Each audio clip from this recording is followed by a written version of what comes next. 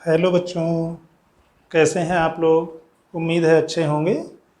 आज हम लोग कक्षा 12 भौतिक विज्ञान की क्लास में चालकों के व्यवहार के बारे में कुछ और बातें करेंगे।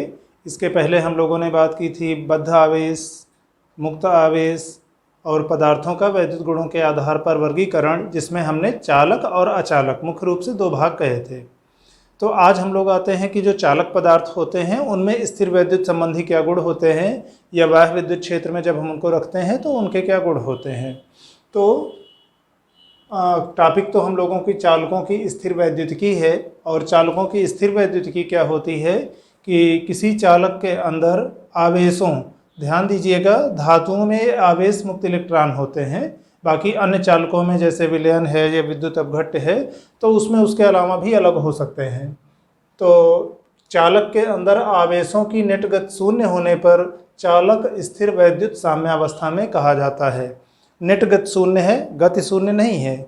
अब जैसे हम लोग एक तुलना कर रहे थे कि जैसे एक बंद बर्तन के अंदर भरी गैस के अणु गति करते हैं, सभी संभव दिशाओं में अनियमित गति करते रहते हैं, लेकिन आप उनकी अगर औसत चाल निकालो या औसत वेग निकालो तो शून्य आती है, चाल नहीं औसत वेग शून्य आता है। तो इसका मतलब अगर बाहर से हम कोई उस पर बल नहीं लगाए हैं, बाहर से सब इलेक्ट्रॉनों पर कोई अतिरिक्त बल या सब आवेश वाहकों पर कोई अतिरिक्त बल नहीं लग रहा है विद्युत क्षेत्र के माध्यम से, तो अपनी जब वो उनको आप फ्री छोड़ दोगे, जब कोई बल नहीं लगाओगे तो अपने आप वो इस तरह से अपने को वितरित किए रहेंगे कि नेट गति उनकी शून्य होती है। तो हम तभी की बात कर रहे हैं कि जब कोई बाहरी क्षेत्र हमने नहीं लगाया है। फिर आते हैं चालकों के गुणों पर। तो सबसे पहली बात तो ये कि चालकों के स्थिर वैद्युतिकीय गुण यानी इलेक्ट्रोस्टैटिक प्रॉपर्टीज ऑफ कंडक्टर्स या इलेक्ट्रोस्टैटिक कैरेक्टरिस्टिक्स ऑफ कंडक्टर्स। इसमें पहला है कि चालक की परिसीमा के अंदर कुल आवेश शून्य होता है। चालक को दिया गया कोई भी आवेश साम्यावस्था में केवल उसकी सतह पर ही रहता है। दो हिस्से में हम लोगों ने लिखा है। एक तो ये कि चालक की परिसीमा के अंदर कुल आवेश शून्य होता है। परिसीमा मतलब बाउंड्री, उसकी सतह के अंदर मान लो गोला है कोई, तो गोले की सतह के अंदर कुल आवेश शून्य होगा। जो भी कोई आवेश आप दोगे साम्यावस्था में वह केवल उसकी सतह पर ही रहेगा। हाँ, गति की अवस्था में जब आपने विभवांतर लगाया है या विद्युत क्षेत्र लगाया है, आवेश प्रवाहित हो रहे हैं, तब उस स्थिति में आवेश सतह के अंदर भी हो सकता है, पर साम्यावस्था में यानी तब उस समय केवल सतह पर रहेगा। और बाई चांस मान लो जैसे कोई एक गोला था, ठीक, साम्यावस्था में जो भी आवेश था मान लो इसकी सतह पर ही कुछ आवेश था। हमने क्या किया, कुछ आवेश किसी भी तरीके से मान लो थोड़ा सा आवेश यहाँ प्लस क्यू और इसको हमने दे दिया कि वो उसकी सतह के अंदर है। क्या होगा, चालक के अंदर मुक्त इलेक्ट्रॉन होते हैं जो गति करने के लिए स्वतंत्र रहते हैं। जैसे ही आप यहाँ धनावेश रखोगे, इस धनावेश के प्रभाव के कारण इसके चारों ओर अगल बगल वाले जो इलेक्ट्रॉन होंगे इसकी ओर भाग आएंगे, और भाग आएंगे तो इसको संतुलित कर देंगे। अब ये जो धनावेश वाला असर था इसको थोड़ा बड़े में से समझ लेते हैं। यहाँ मान लो हमने कुछ आवेश दिया, बाहर इसकी सतह पर प्लस आवेश था, और हमने कुछ एक्स्ट्रा यहाँ की आवेश और दे दिया धनावेश। तो इस धनावेश को देने पर हम कह सकते हैं कि अरे अब तो आवेश है सतह के अंदर, पर ऐसा होगा नहीं। आप साम्यावस्था में आइए, ये जब धनावेश आएगा तो इसके चारों ओर इलेक्ट्रॉन जो अगल बगल में मुक्त इलेक्ट्रॉन टहल रहे हैं वो दौड़ेंगे इसकी तरफ, और जब इसकी तरफ दौड़ेंगे तो आकर के यहाँ इसको संतुलित कर देंगे, उदासीन कर देंगे। जितना यहाँ धनावेश रहा होगा उतने इलेक्ट्रॉन लगेंगे संतुलित करने के लिए, और अब इलेक्ट्रॉन ये जहाँ से हट के आए होंगे अब वो धनावेश वाला असर वहाँ पहुँच जाएगा। अब जैसे अभी इस धनावेश के चारों ओर वाले इलेक्ट्रॉन भागे थे, उसी तरह इस धनावेश के बाहर वाले भी इलेक्ट्रॉन फिर भाग के आएंगे इसकी तरफ। तो ये अब ये कैंसिल हो जाएगा, अब यहाँ धनावेश आ जाएगा। इस तरह से खिसकते खिसकते ये सतह पर पहुँच जाएगा। हाँ, एक चीज़ आप ज़रूर कह सकते थे कि इनको दूर करने के लिए यहाँ से भी तो इलेक्ट्रॉन जा सकता है जो इधर से आएंगे। तो हाँ, दोनों गतियाँ चलती रहेंगी। साम्यावस्था में कुछ समय बाद ऐसा होगा कि इस धनावेश का असर खिसकते खिसकते धीरे धीरे सतह पर आ जाएगा, और चालक को दिया गया कोई भी आवेश उसकी सतह पर रहेगा। हाँ, ये जरूर है कि चालक के हर स्थान पर आवेश का पृष्ठ घनत्व तो समान होना सब जरूरी नहीं है। आवेश सतह पर रहेगा ये सही है, लेकिन चालक का सिरा कहीं नुकीला है अगर मान लो तो वहाँ पर आवेश का घनत्व तो थोड़ा ज़्यादा होगा। तो हम लोग ऐसे पॉइंट पॉइंट वाइज लिखते चलेंगे, एक एक बात लिखते चलेंगे, थोड़ा सा उसके बारे में बात करते चलेंगे। आप लोग नोट्स में लिखने के लिहाज से केवल पॉइंट लिखिएगा। तो अभी जैसे पहला पॉइंट आपको ये लिखना था कि चालक की परिसीमा के अंदर कोई कुल आवेश शून्य होता है। ध्यान दीजिएगा, ये स्थिर वैद्युतिकी के लिए है, मतलब साम्य अवस्था में आप कह लो। चाहे तो यहाँ बढ़ा सकते हो एक शब्द कि साम्य अवस्था में। वैसे हम लोग साम्य अवस्था में ही गुणों की बात कर ही रहे हैं, और चालक को दिया गया कोई भी आवेश साम्य अवस्था में केवल उसकी सतह पर ही रहता है। ये एक बात है। दूसरा एक पॉइंट लिखते हैं। दूसरा पॉइंट हम लोग देखते हैं, चालक की सतह पर प्रत्येक बिंदु पर आवेश का पृष्ठ घनत्व समान होना आवश्यक नहीं है। ये सही है कि जो भी हम चालक को आवेश देंगे साम्यावस्था में वो केवल उसकी सतह पर ही रहेगा, अंदर कोई आवेश साम्यावस्था में नहीं रहेगा। लेकिन जरूरी नहीं है कि चालक के सतह पर प्रत्येक बिंदु पर पृष्ठ घनत्व समान हो आवेश का। जो नुकीले सिरे होंगे वहाँ पर पृष्ठ घनत्व अधिक होगा। तो सॉरी, यही हम लोगों ने लिखा है कि नुकीले सिरों पर सिग्मा यानी आवेश के पृष्ठ घनत्व का मान अधिक होगा। और एक चित्र टाइप का ऐसे देख लें, मान लो ऐसा कोई चालक है जिसकी बाकी सतह तो गोलाकार है, एक जगह थोड़ा सा नुकीली है सतह, तो नुकीली सतह पर यहाँ आवेश का घनत्व ज़्यादा होगा। ठीक। और तीसरी बात, एक हम लोगों ने तीसरा गुण लिखा है कि चालक के अंदर स्थिर वैद्युत क्षेत्र शून्य होता है। क्यों? क्योंकि अंदर कोई आवेश परिबद्ध नहीं है।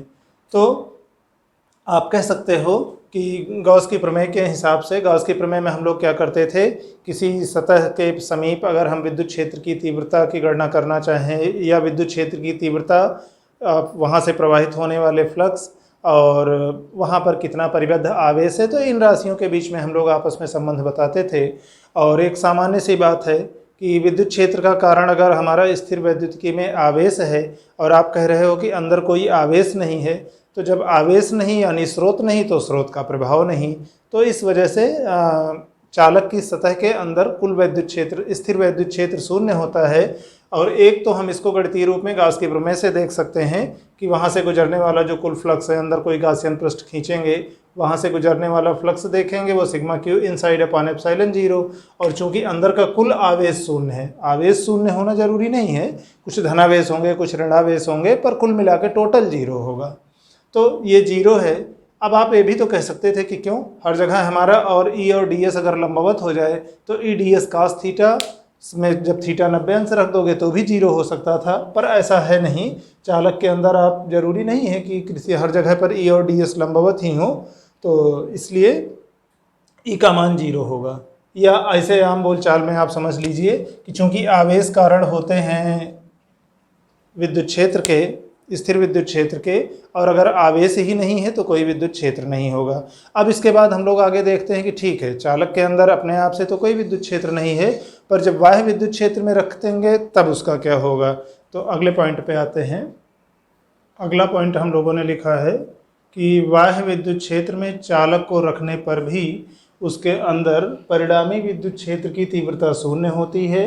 इस स्थिति में चालक के अंदर प्रेरित आवेशों के पुनर्वितरण के कारण उत्पन्न आंतरिक प्रेरित विद्युत क्षेत्र, मान लो उसको ईपी से आप व्यक्त कर रहे हो, इंड्यूस्ड या पोलराइज्ड के नाते, बाह्य विद्युत क्षेत्र यानी ई एक्सटर्नल को निरस्त कर देता है। एक बार फिर से सुनते हैं। एक तो इसके पिछले पॉइंट में हम लोगों ने कहा था कि चूंकि चालक के अंदर जब कोई आवेश नहीं है तो इसलिए स्थिर अवस्था में, स्थिर साम्यावस्था में कोई विद्युत क्षेत्र नहीं होगा। अब इस पॉइंट में हम कह रहे हैं कि अगर हम किसी बाह्य विद्युत क्षेत्र में भी चालक को रखें तो भी उसकी सतह के अंदर कोई विद्युत क्षेत्र नहीं होता। और क्यों नहीं होता? क्योंकि जब बाह्य विद्युत क्षेत्र में हम रखते हैं तो चित्र एक देखते हैं। जैसे मान लो ये हमारा चालक था, ठीक, अभी अंदर इसके कोई आवेश नहीं है, बाहर इसकी सतह पर जो होंगे, ठीक है, उसको हम नहीं देख रहे। इसको हमने रखा बाह्य विद्युत क्षेत्र में रखा, मान लो इस तरह से बाह्य विद्युत क्षेत्र की दिशा है, इसके अंदर नहीं जाएगा, ध्यान रखना। विद्युत क्षेत्र रेखाएं हैं, एक समान विद्युत क्षेत्र है, ठीक, इसमें हमने रखा इस चालक को। अब ये चालक क्या करेगा? इस चालक विद्युत क्षेत्र क्या करेगा? इस चालक के अंदर जो मुक्त आवेश वाहक होंगे, जैसे इलेक्ट्रॉन है और नाभिक हैं, बद्ध आवेश और मुक्त आवेश दोनों पर बल लगाएगा।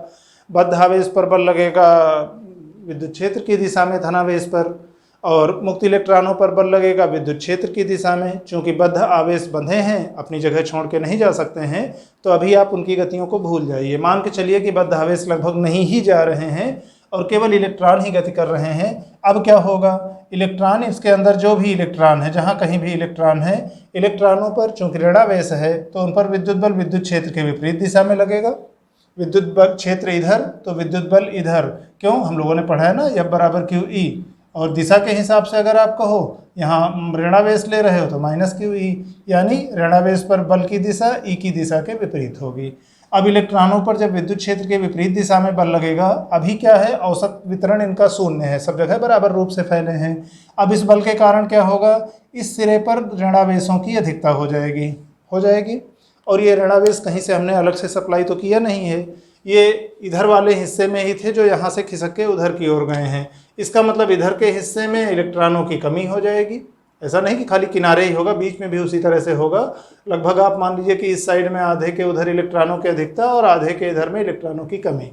अब इसके कारण क्या होगा, इसके कारण यहाँ इस सिरे पर धनावेश प्रेरित हो जाएगा, इस सिरे पर ऋणावेश अंदर अंदर प्रेरित हो जाएगा, और ये जो इसके कारण एक आंतरिक क्षेत्र उत्पन्न होगा। मान लो इसको पोलराइजेशन के नाते उत्पन्न आप ईपी कह रहे हो, और इसकी दिशा क्या होगी, धनावेश से ऋणावेश की ओर। कहीं भी आप बिंदु पर देखिए, ये धनावेश कहता कि हमसे दूर जाओ, ये ऋणावेश कहता कि हमारी ओर आओ, अगर आप धन परीक्षण आवेश रखते तो उस स्थिति में क्या होगा, इस अंदर इलेक्ट्रॉनों के पुनर्वितरण के कारण एक सिरे पर हमारे इलेक्ट्रॉनों की अधिकता हो जाएगी, दूसरे सिरे पर इलेक्ट्रॉनों की कमी हो गई। यहाँ इलेक्ट्रॉनों की कमी तो धनावेश, यहाँ ऋणावेश, जो आंतरिक विद्युत क्षेत्र होगा वो इस दिशा में उत्पन्न होगा।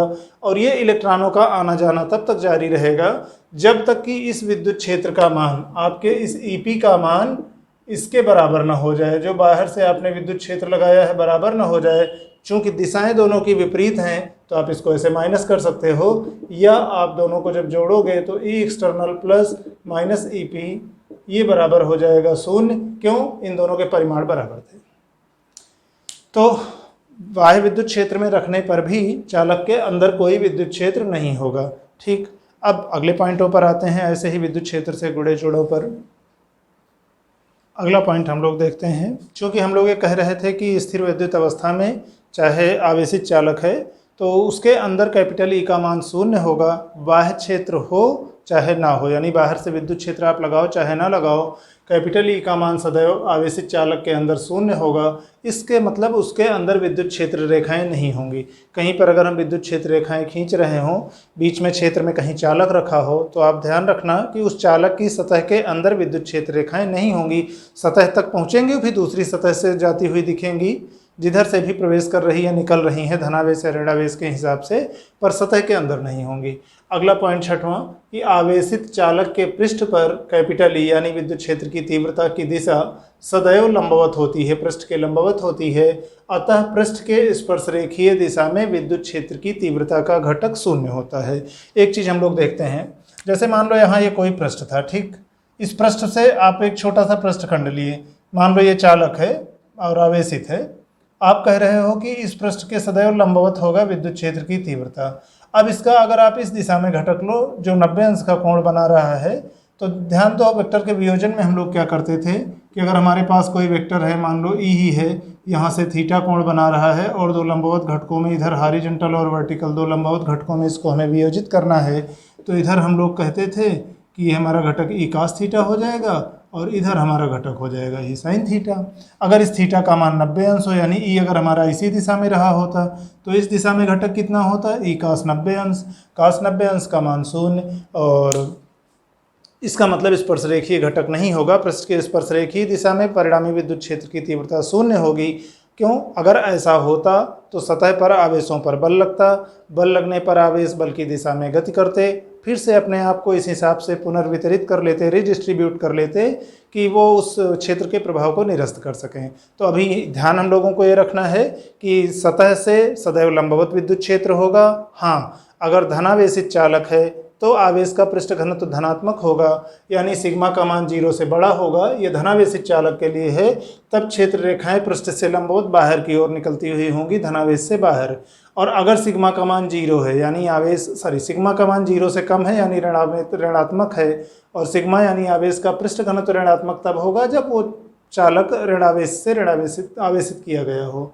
तो ऋणावेशित होने पर क्षेत्र रेखाएं पृष्ठ के से लंबवत अंदर प्रवेश करती हुई दिखेंगी। और चित्र में आप ध्यान रखना, जैसे मान लो एक सवाल था, एक जगह कहीं एक सवाल था कि ये एक चालक गोला है, आवेशित चालक गोला है, कुछ क्षेत्र रेखाएं इसमें दिखाई गई हैं, इसमें से कौन सी सही है? एक ऐसे दिखाई गई थी, एक थी कि नहीं ऐसे ऐसे सॉरी सीधे जा रही थी, इसके अंदर ऐसे घूम गई आगे, फिर ऐसे सीधे निकल गई। ठीक, ये मान लो ए है, ये मान लो बी है। दूसरा एक था कि नहीं ऐसे जा रही है, इसके अंदर नहीं है और यहाँ से निकल गई बाहर। और चौथा एक था कि जा यहाँ ऐसे रही है, इसके पास ऐसे सॉरी इसके पास हल्का सा ऐसे मुड़ गई और यहाँ से भी ऐसे ही निकली है।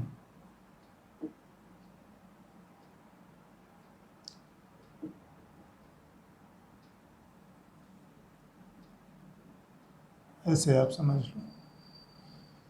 तो इनमें से कौन सा सही है? ये सी है, डी है। देखो, अगर ये चालक था, आवेशित था, तो विद्युत क्षेत्र रेखाएं उसके अंदर नहीं होंगी। इसका मतलब ए और बी तो नहीं होंगे, क्योंकि इसमें भी अंदर हमने रेखा दिखाई है, इसमें भी अंदर दिखाई है। ये वाली सी वाली भी अंदर तो नहीं है रेखा, लेकिन आप देखो जैसे सीधे सीधे गई थी वैसे ही सीधे सीधे निकल गई। और यहाँ पृष्ठ पर आप गौर करो तो 90 अंश का कोण नहीं बन रहा है, यहाँ आप ध्यान दो तो 90 अंश का कोण नहीं बन रहा है, तो सी भी नहीं होगा, क्योंकि हमने कहा था कि विद्युत क्षेत्र रेखाएं अचालक सतह के लंबवत होंगी। चलिए इसमें डी वाले में देखो, रेखा ऐसे आई, यहाँ बाद में हल्का सा ऐसे घूम गई है, ये इस तरह से घूम गई है कि ये वाला कोण हमारा 90 अंश टाइप का है। उसी तरह यहाँ पहले लगा कि ये 90 अंश वाला कोण है, फिर उसके बाद घूम के अपना सीधे गई है, तो ये विकल्प सही होगा। तो अभी तक ये बातें थी। अब इसके बाद हम लोग देखते हैं, विद्युत क्षेत्र की तीव्रता की बात हो गई, अब देखते हैं विभव का क्या होगा। तो अगले पॉइंट पर आते हैं। अगला एक पॉइंट हम लोग देखते हैं कि आवेशित चालक के अंदर समस्त आयतन में स्थिर वैद्युत विभव का मान एक समान होता है, नियत रहता है, तथा यह पृष्ठ पर वैद्युत विभव जो होगा उसके मान के बराबर होगा। दो तरीके से हम लोग देख सकते हैं। एक लॉजिकली आप देखिए, जब विद्युत चालक के परिसीमा के अंदर कोई विद्युत क्षेत्र नहीं है, विद्युत क्षेत्र नहीं है, तो वहाँ आवेशों को एक जगह से, वैसे तो आवेश भी नहीं होते, पर अगर आप आवेश वहाँ ले भी गए तो आवेश को एक जगह से दूसरी जगह तक गति कराने में कोई कार्य नहीं करना पड़ेगा। क्यों? जब क्षेत्र नहीं है तो कोई बल नहीं लगेगा, जब कोई बल नहीं लगेगा तो बल और बल की दिशा में विस्थापन से हम जब कार्य निकालेंगे तो कोई कार्य नहीं होगा। फिर विभव बराबर कार्य बटे आवेश के लिहाज से देखें तो एक जगह से दूसरी जगह तक जाने में जब कोई कार्य नहीं होगा तो एक जगह के सापेक्ष दूसरी जगह के विभव में कोई परिवर्तन नहीं होगा, चाहे आप वैसे कह लो या हम लोगों ने एक संबंध पढ़ा है कि E बराबर माइनस dV बटे dr। ठीक, और आप कह रहे हो कि ये बराबर शून्य है, क्योंकि चालक के अंदर विद्युत क्षेत्र की तीव्रता शून्य है। इसका मतलब क्या है कि dV बटे dr शून्य है। इसका मतलब क्या है कि V के साथ R नहीं बदल रहा है, यानी V का मान नियत है। R क्या है? दूरी है ना? तो R के साथ यानी दूरी बदलने के साथ वोल्टेज का मान नहीं बदल रहा है, तो इसका मतलब इतना होगा। और हाँ, तो विभव का मान नियत होगा और ये उतना ही होगा जो चालक के पृष्ठ पर विभव होता। जैसे अब एक पॉइंट और देख लेते हैं। चालक की सतह के समीप अगर आप आ जाओ, जो कोई आवेशित चालक है, तो बल्कि आवेशित भी लिख लो कि आवेशित चालक की सतह के समीप विद्युत क्षेत्र की तीव्रता कितनी होती है? कैपिटल ई वेक्टर का मान sigma upon epsilon not an cap होती है। एन कैप क्या है?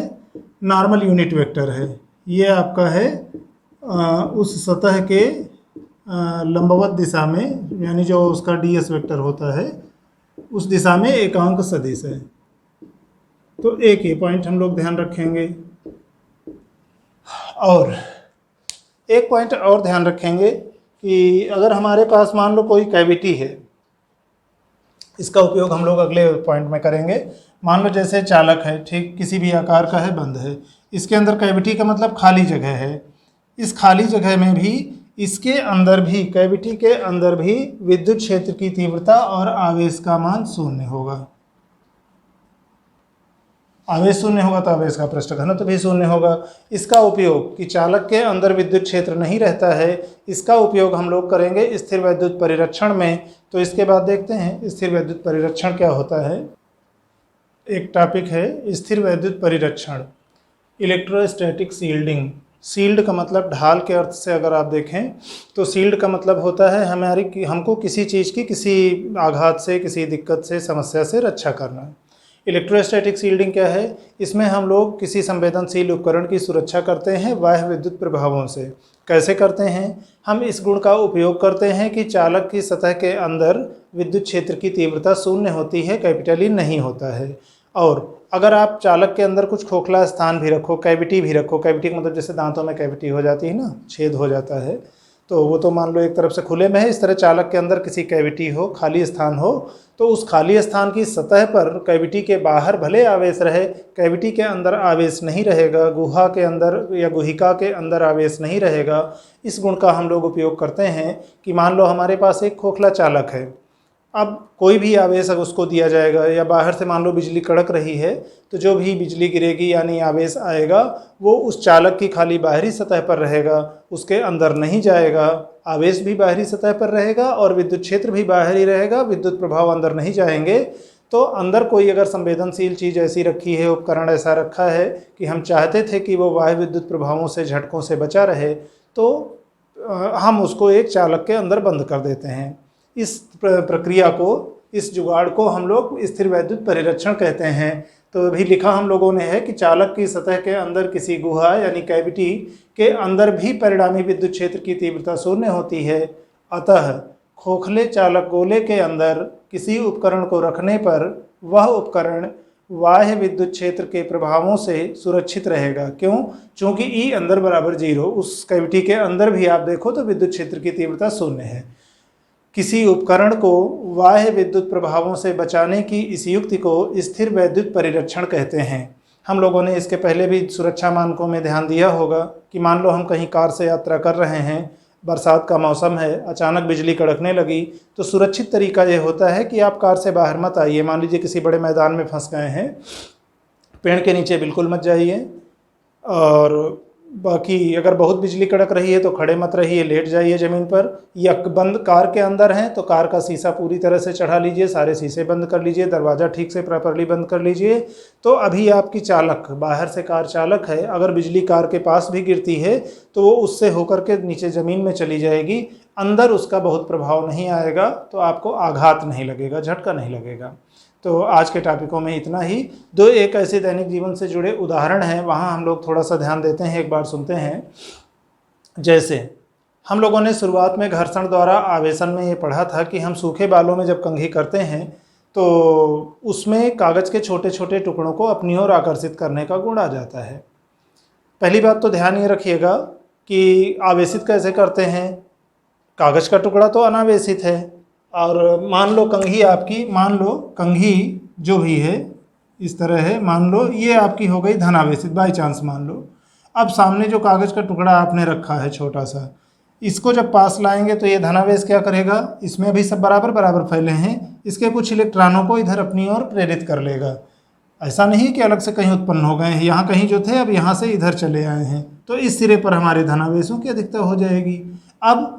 अब हमारा ये अनावेशित चालक नहीं, अब मान के चलो कि ये धनावेशित वाली कंघी और इस ऋणावेशित वाली सतह के बीच का आकर्षण बल है, तो इस प्रकार से आकर्षित करते हैं। तो एक उदाहरण हम लोग इसमें कभी सुनते हैं कि जैसे मान लो सूखे हम क्यों कहते हैं, अगर हमारे बाल गीले हों तब क्या होगा। तो दो दिक्कतें हैं। पहली बात तो गीले बाल होंगे तो उसमें उतना घर्षण नहीं होगा। दूसरा, अगर घर्षण होगा भी तो ज़रूरी नहीं है कि हमारे बाल जो गीले हैं उसमें आसुत जल ही हो, तो जो आवेश उसमें उत्पन्न भी हुआ है वो पानी से होकर जाने में आपस में वो मिक्स हो जाएगा, फिर वापस उदासीन हो सकता है। तो मुख्य कारण ये कि पानी लगे होने पर उतना घर्षण नहीं होगा, इसलिए सूखे बालों में ही कंघी करने पर उसका असर ज़्यादा दिखेगा। फिर एक और उदाहरण जैसे हम लोग देखते हैं कि कहा जाता है कि वायुयान जो हवाई जहाज़ होते हैं उनके टायर चालक बनाए जाते हैं। आमतौर पर रबड़ कुचालक है, लेकिन उनके टायर को इस तरह से बनाया जाता है कि थोड़ा सा चालन की वजह से अगर कोई आवेश है तो वो स्थानांतरित हो सके। तो ऐसा हम लोग क्यों करते हैं? ऐसा इसलिए कि वैसे तो कई जगह हम लोग इसके हल में देखते हैं कि घर्षण के कारण, मान लो जैसे टायर जब रनवे पर विमान उतरता है या चलता है तो घर्षण के कारण ये हो सकता है कि टायर और नीचे की जो सतह है, रनवे है, उसके बीच घर्षण के कारण आवेश उत्पन्न हो सकता है। तो उस आवेश के कारण खतरा हो सकता है, ये भी एक फैक्टर है। साथ में एक फैक्टर आप और जोड़ सकते हो कि बादलों के बीच जब ऊंचाई पर उड़ रहा होता है तो कई बार ऐसा होता होगा कि उस पर बिजली गिरती होगी, उसकी बाहरी सतह पर आवेश रहता होगा। और वैसे तो लीक होने के उसके कुछ टेक्निक्स होती हैं कि नुकीले चालक कुछ जगह रख दो कि वहाँ से आवेश विसर्जित हो जाए, लेकिन फिर भी अगर कुछ आवेश बचा भी रह गया है तो वह जब हम रनवे पर उतर रहे हैं दरवाज़ा खुलने के पहले ही हल्का सा अगर चालक टायर है तो उसके माध्यम से होकर के उतर जाएगा। तो अगर सतह पर वायुयान की कोई आवेश है जो उसकी गति के दौरान उस पर आ गया था तो वह ज़मीन के संपर्क में, रनवे के संपर्क में आने पर उतर जाएगा।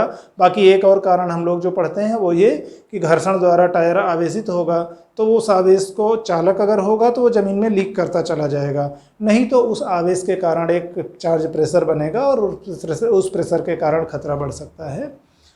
एक और उदाहरण हम लोग देखते हैं, जैसे जो ज्वलनशील पदार्थ जैसे पेट्रोल है, डीजल है, केरोसिन ऑयल है, गैस है, इन सबको ले जाने वाले जो ट्रक होते हैं, कभी आप गौर करिएगा अक्सर उनके पीछे या तो एक जंजीर जैसी होती है जो सड़क पर रगड़ते हुए चलती है। तो ऐसा कुछ नहीं है कि वो गलती से कोई हिस्सा था उनके कंटेनर का जो टूट के ज़मीन पर रगड़ के चल रहा है।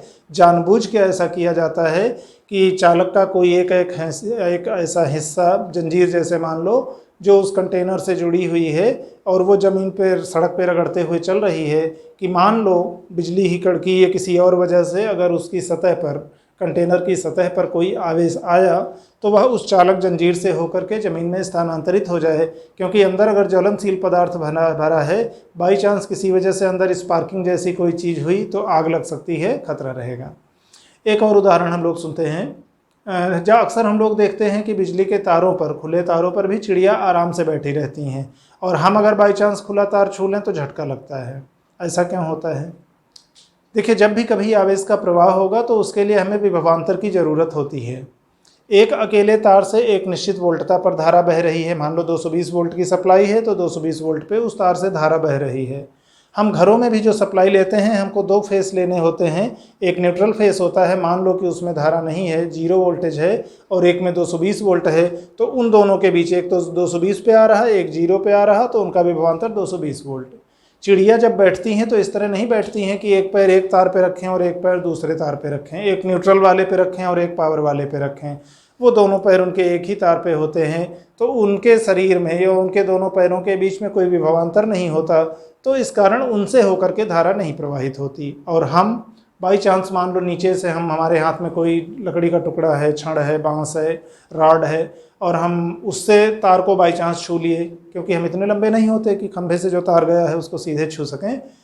चलिए किसी भी युक्ति से मान लो अगर आपने तार छूने की कोशिश की, आपके दूसरा सिरा ज़मीन पे जुड़ा हुआ है, तो ज़मीन से आप जुड़े हुए हो तो आपका पैर तो पता लगा जीरो विभव पर है, और तारा आपने छू लिया तो 220 वोल्ट पे है। तो अब क्या होगा, वहाँ से जाने वाला आवेश समझेगा कि हमको चलो एक जगह विभवांतर मिला 220 वोल्ट से जीरो, तो वो आपसे होकर के धारा प्रवाहित होगी, इसलिए हमको झटका लगेगा। हम लोगों ने एक चीज़ पर और गौर किया होगा, घरों में जैसे जो वायरिंग करने के लिए मैकेनिक आते हैं, इलेक्ट्रीशियन आते हैं, कई बार ऐसा होता है कि वो तार, एक आधा तार पता लगा खुले हाथों से ही अपना जोड़ते खोलते रहते हैं। पर ध्यान दीजिएगा, कभी बाई चांस गलती से अगर आपने उन्हें छू लिया तो झटका लगेगा।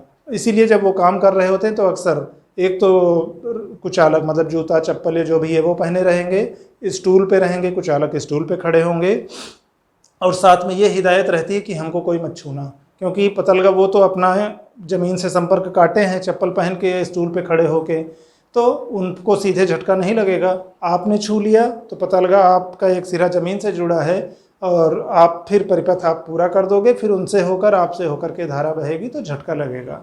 तो अभी फ़िलहाल आज के लिए इतना ही। इसके बाद अगले टॉपिक में हम लोग परावैद्युत और परावैद्युत के ध्रुवण पर आते हैं। तो ठीक है, आप लोग अपना ध्यान रखिए, पढ़ाई लिखाई करते रहिए।